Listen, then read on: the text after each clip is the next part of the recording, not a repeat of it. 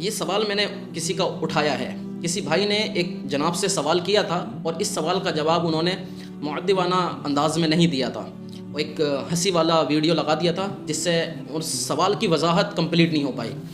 دیکھیں، آپ کسی بھی ریلیجن میں ہیں، آپ مسلمان ہیں یا کرسچن ہیں یا ہندو ہیں، جب آپ عقل بالغ ہوتے ہیں، بلوغت کے بعد جب آپ کے پاس ایک شعور آتا ہے اور آپ جب تحقیق کرتے ہیں تو آپ دیکھیں کہ میں جس دھرم میں ہوں، جس ریلیجن میں ہوں، کہ وہ صحیح ہے یا نہیں،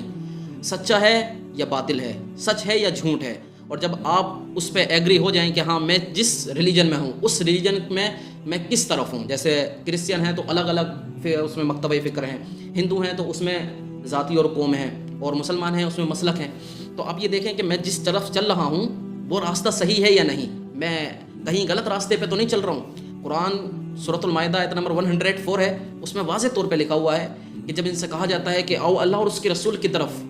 جو اللہ نے نازل کی قرآن اور اس کے رسول کی طرف، تو یہ کہتے ہیں ہم اپنے باپ دادا کے دین پہ ٹھیک ہیں، یعنی جو ہمارے باپ دادا کرتے چلے آ رہے ہیں میں اسی پر چلوں گا۔ تو اللہ آگے فرماتا ہے چاہے وہ سیدھے راستے پر ہوں یا نہیں ہوں، چاہے وہ راستے سے بھٹک گئے ہوں، لیکن یہ کہتے ہیں ہم انہی کے راستے پہ چلیں گے۔ تو آپ اپنے باپ دادا کے دین پہ چل سکتے ہیں، لیکن آپ کو چھان پھٹکار کرنا چاہیے، دیکھنا چاہیے کہ میرے باپ دادا اسی راستے پہ تھے جو راستہ آپ صلی اللہ علیہ وسلم نے ہمارے لیے چھوڑا ہے۔ تو یہ غور و فکر کرنے کی چیز ہے۔